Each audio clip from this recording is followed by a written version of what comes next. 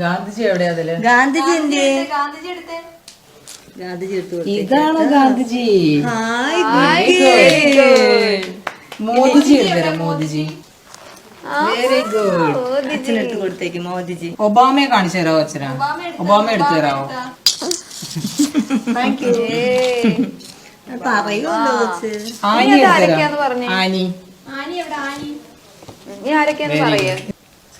ഇതേതായിരുന്നു? Australia. ഇതോ national animal ഏതായിരുന്നു? Tiger. Very good. National tree ഏതാ?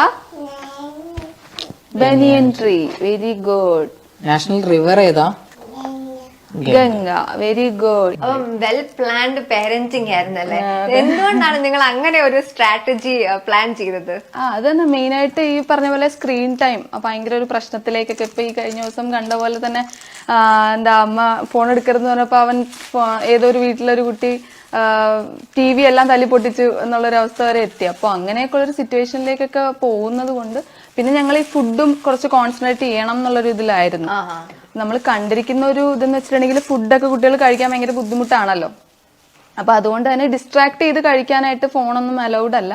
അപ്പൊ അങ്ങനെയൊക്കെ ഉള്ള ഓരോരോ ഇത് ഐഡിയ വന്നപ്പോഴാണ് എന്നാ പിന്നെ ബുക്സിലേക്ക് ബുക്സ് ആകുമ്പോൾ എന്തൊക്കെ പറഞ്ഞാലും ഒരു എക്സ്പ്ലോറിംഗ് ആണല്ലോ. കുട്ടികൾക്ക് കുറച്ചും കൂടെ നമ്മൾ പറയുന്നതിലും കുട്ടികളെ സംബന്ധിച്ച് ഇപ്പൊ ഈ ബുക്സ് ഒക്കെ നോക്കുവാണെങ്കിൽ തന്നെ ഇതിൽ പിക്ചേഴ്സ് ആണ് അവരെ അട്രാക്ട് ചെയ്യുന്നത്. ശരിക്കും കളേഴ്സും പിക്ചേഴ്സ് ഒക്കെയാണ് അവരെ അട്രാക്ട് ചെയ്യുന്നത്. അപ്പൊ ഇത് തന്നെയാണ് നമ്മളിപ്പോ ഫോൺ അല്ലെങ്കിൽ ഇപ്പോ ടാബ്ലറ്റോ അല്ലെങ്കിൽ കമ്പ്യൂട്ടറോ TVയോ എന്തോ ചെയ്യുമ്പോഴും ഇത് തന്നെയാണ് അവരെ അട്രാക്ട് ചെയ്യുന്നത്. കളേഴ്സ് ആവാം, ചിലപ്പോൾ ചില മൂവ്മെന്റ്സ് ആവാം.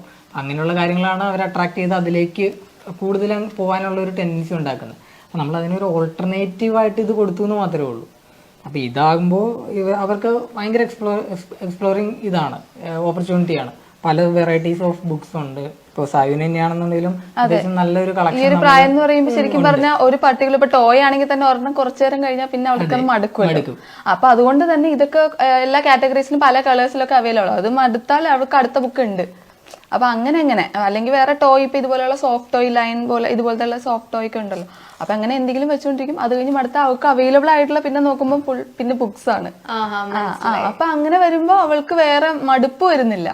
പിന്നെ അത് കഴിഞ്ഞപ്പോ നമ്മള് ബ്ലോഗ്സ് ഒക്കെ മേടിച്ചു കൊടുത്തിട്ടുണ്ട്. നേരത്തെ തന്നെ ബ്ലോഗ്സ് വാങ്ങാനുള്ള ഒരു പ്രായം ആയിട്ടില്ല. എന്നാൽ പോലും അതിങ്ങനെ വയ്ക്കാനായിട്ടൊക്കെ കുറച്ച് 1.5 വയസ്സൊക്കെ കഴിയണമല്ലോ ശരിക്കും അതൊക്കെ ഒന്ന് കണക്ട് ചെയ്ത് വെക്കണമെങ്കിൽ. പക്ഷെ അവള് വയ്ക്കും.